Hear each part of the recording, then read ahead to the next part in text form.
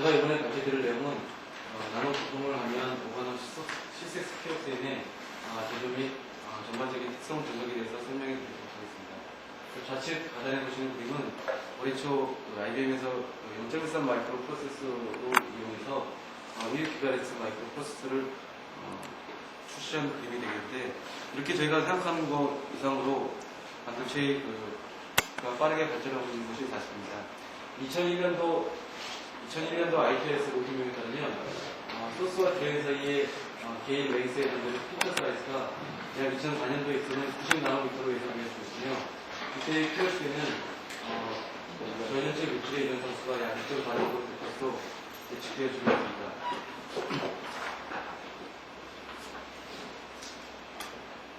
이것을 다시 한번 자세히 살펴보면 피처 사이즈에 해당되는 제너레이션의 크기가 작아짐에 따라서 기존의 대선으로서 알루미늄과 저연전체 물질로서 유전 상수가 약 4kg인 실리콘 다이옥사이드를 사용했을 때에는 그림에서 보시는 바와 같이 배선에 걸리는 딜레이가 굉장히 급격하게 증가하는 것을 알 수 있었고, 이에 따라서 전체에 걸리는 딜레이가 급격하게 증가하는 것을 알 수 있습니다.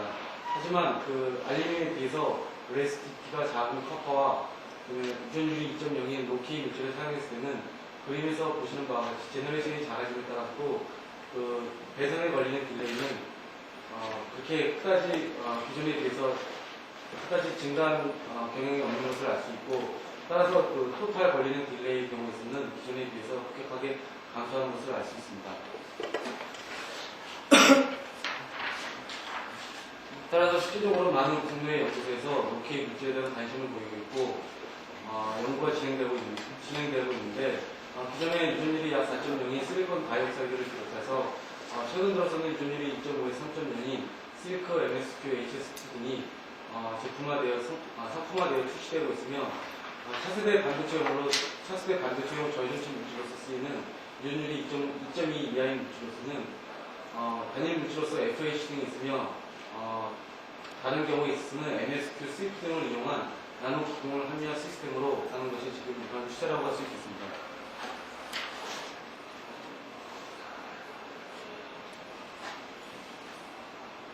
따라서 나노 기공을 하면 물질을 제조에 있어서는 다음과 같이 크게 세 가지로 나눠볼 수 있는데, 우선은 지로젤, SLK, 나노 플러스 오는 CLK 등이 되겠습니다. 지로젤 같은 경우에는 유전율이 약 2.0 이하이고 프로스트가 큰 반면에 셀 스트럭처가 오픈되어 있기 때문에 실제 공정성에서 문제점이 야기되고 있으며, 반면에 나노 플러스 오거나 CLK 같은 경우에는 IBM JSR 등에서 많은 연구가 진행되고 있는데 유전율이 약 2.0이고 프로스티가 25% 이상인 반면에 셀 스트럭처가 퓨어 상태로 되어 있기 때문에 실제 많은 연구소에서 나노 플러스 시스템인 경우에는 나노 플러스 오거나 CLK를 이용한 물질 개발에 박차를 가하고 있습니다. 따라서 나노 플러스 오거나 실리케이트 제조 방법에 대해서 간략하게 설명드리면 다음과 같습니다. 우선 실리콘 기판 위에 매트릭스와 나노 기용 형성 수준인 콜라겐을 스피너 방식으로 필름을 형성시킨 후에 경화 과정을 거친 후 최종적으로 고온에서 콜라겐을 날려보냄으로써 최종적으로 매트릭스 내에 기공만이 형성되는 메커니즘을 이용하게 되었습니다. 이때 생성된 기공의 사이즈가 작고 고르게 분포하기 위해서는 다음과 같이 MSQ 및 콜라겐의 맞단기의 OH 함량 등을 적절히 조절해야 됨을 알 수 있고, 또한 다이내믹 모듈을 또한 중요한 팩터가 되겠습니다.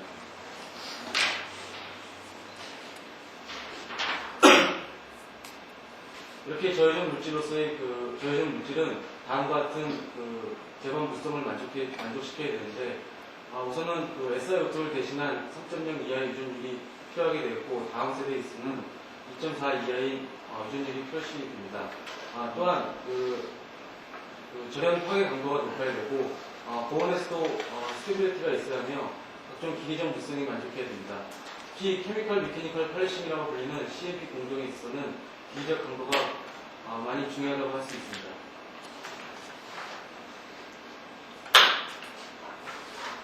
따라서 저희 시스템에 있어서는 유전율이 2.5에서 3.0 사이의 물질 중에서 매트릭스 피옥센이라고 불리는 MSQ 물질을 선택하였습니다. 이것의 화학 구조를 살펴보면 실리콘 다이옥사이드를 기본 골격으로 사용하여 메틸기가 양 말단에 붙어있는 구조로 되어 있으며 양 말단에 하이드록실 그룹이 있어서 경화 과정을 거쳐서 최종적으로 세라믹의 구조를 띠게 되는 상태가 되겠습니다. 이것의 선택 이유는 좌측에서 보시면 실리콘 다이옥사이드에 비해서 유전율이 낮고 서머 스티빌리티가 우수하며 내 화학성이 우수한 단점이 있습니다.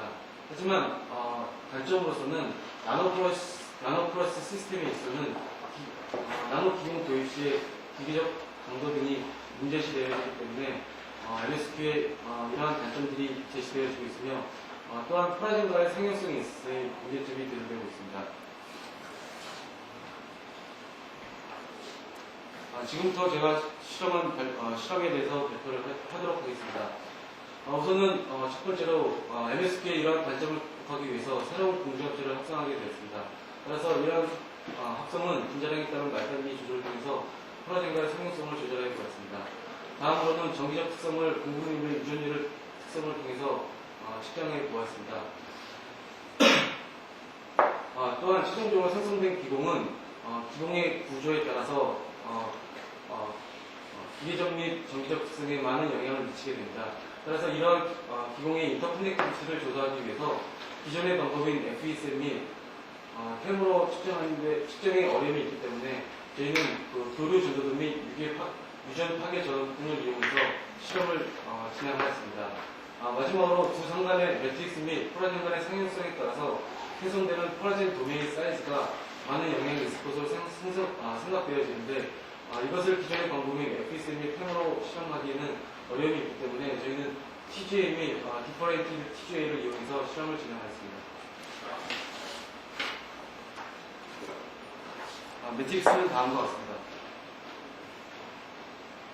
MSQ를 대신해서 MTMS 모노마의 코어 모노마인 비스트림 에톡시실릴 에탄이라는 BTMS의 코어 모노마를 도입하여 최종적으로 BTMS의 공조합체를 합성하게 되었습니다. 이 BTMS의 코어 모노마를 도입한 이유는 다음과 같이 엔드그룹 펑셔널리티를 증가시켜서 콜라겐과의 상용성을 증대시킬 것으로 예상되어지며 또한 두 실리콘 어텀 사이에 유연한 에틸렌기를 도입함으로써 크랙 저항성 등이 높을 것으로 예상되어지고 있습니다.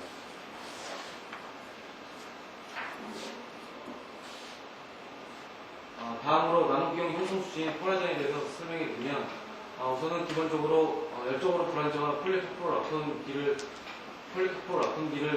주 골자로 주 구조로 되어 있으며 안 내부 구조에 있어서는 알리파틱 및 아로마틱 코업 사이클릭 실록세인 코어 구조를 콜라겐을 이용해서 두 개를 비교해 보았고 또한 이 두 상간의 상용성에 있어야 가장 중요한 팩터 중에 하나인 암 개수를 4개, 6개, 8개로 조절해 보았으며 또한 같은 암수라 하더라도 이그레오 폴리머라이제이션의 크기에 따라서 두 상간의 상용성이 달라질 것으로 예측되어지고 이것에 따라서 생성되는 콜라겐의 도메인 사이즈도 직접적으로 연관이 받을 것으로 생각되어집니다.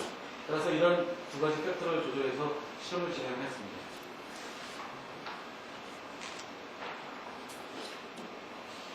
우선은 BTMS의 코모노마의 양에 따른 SiOH 함량을 나타낸 결과를 보셔야 하는데 이것을 보시면 BTMS의 양이 증가함에 따라서 BTMS의 프리커스 상태의 SiOH 함량이 선형적으로 증가하는 것을 잘 알 수 있습니다.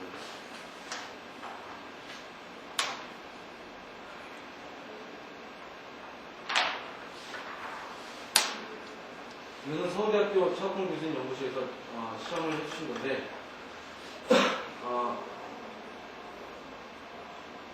기존의 MSQ에 비해서 BTMS의 함량이 늘어남에 따라 하디니스 및 일라스틱 모듈러스가 크게 증가하는 것을 잘 나타내주고 있습니다.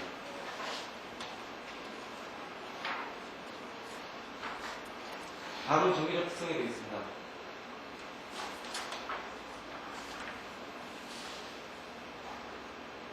투입된 BTMS의 양이 증가함에 따라서 이때의 유전율은 약간씩 증가하는 경향을 나타냈고 특히 BTMS의 양이 약 10%일 때는 유전율이 약 한 2.9 정도로 측정이 되었습니다.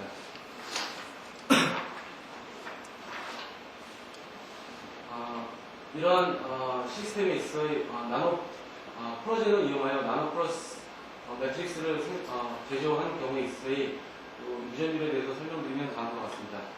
우선은 나노 기공을 형성시켜 있을 때의 리프렉티브 인덱스를 측정하여 포러시티를 개선하였고, 이 포러시티로부터 유전 상수를 믹스의 가능식을 이용해서 직접 실험 및 예측 비교를 하여 보았습니다.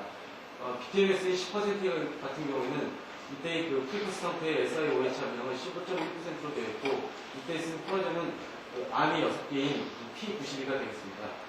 초기에 2.9서부터 시작했고, 포러시티가 증가함에 따라서 유전율이 선형적으로 이렇게 잘 감소하는 것을 알 수 있습니다. 특히 포러시티가 약 30%의 경우에는 유전율이 2.1 미만으로서 굉장히 낮은 유전율을 띠고 있어 이 시스템에 있어서는 차세대 반도체의 그 저장 물질로서의 가능성을 시사해주고 있는 것으로 되겠습니다.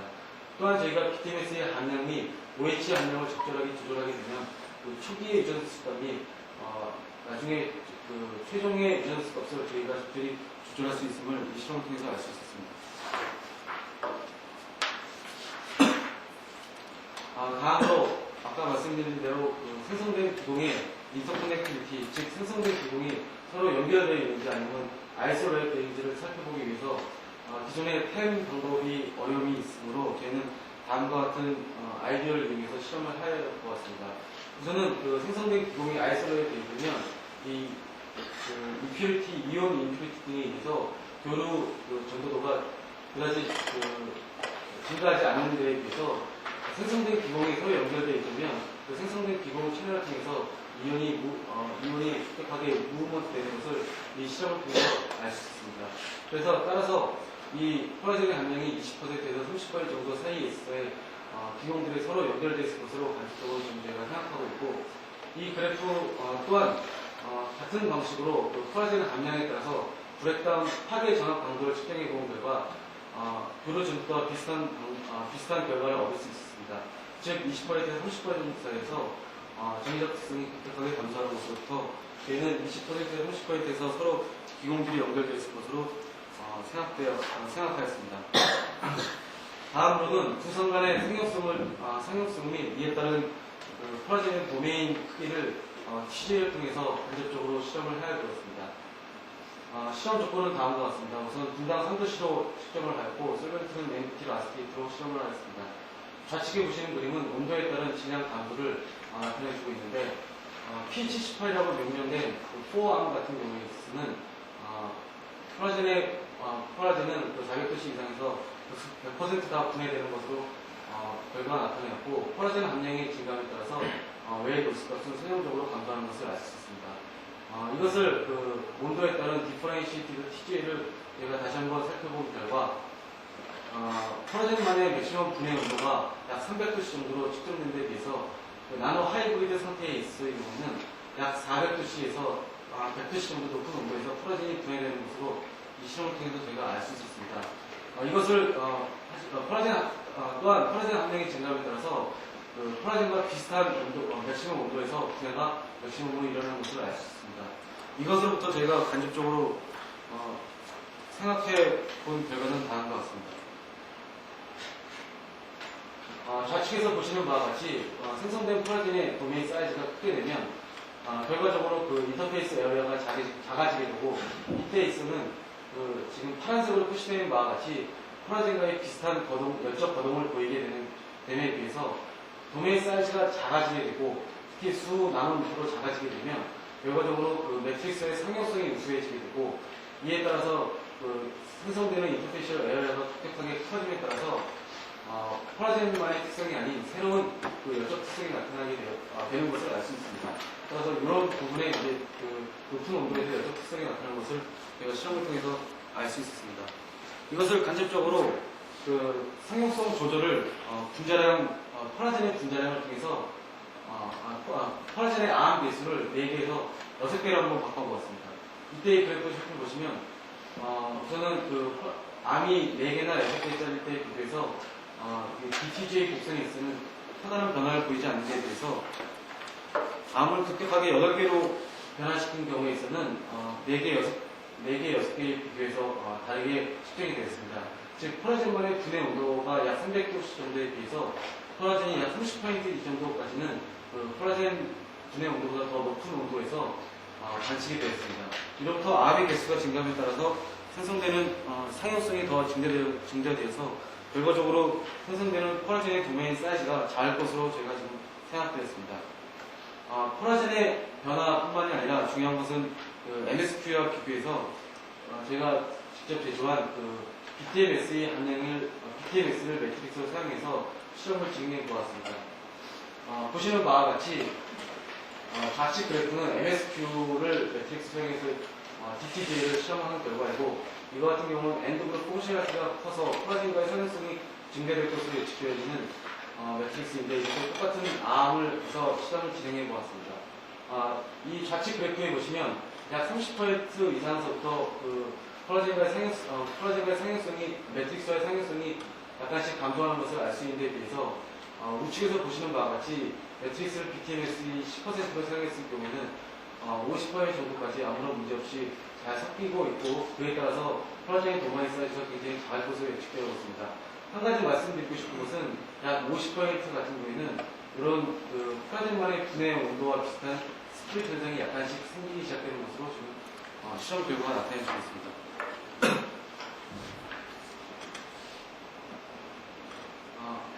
이에 비해서 BTMS의 함량을 20%로 증가하는 경우에서는 MSQ에 비해서 콜라겐 함량을 40% 이상까지 섞는 경우에도 전혀 콜라겐과의 분해 온도보다 증가한 폭에서 이렇게 잘 나타나는 것으로 실험이 되었습니다.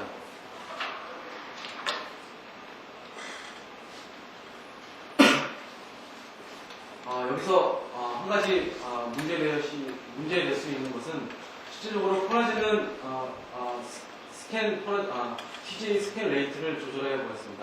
좌측에 보시는 것은 3도씨와 10도씨를 측정을 해서 이것을 DTJ로 실험을 한 결과인데, 이것을 콜라겐 분해 온도와 콜라겐 컨택트에 따른 콜라겐 분해 온도를 다시 한번 조절한 결과가 되었습니다.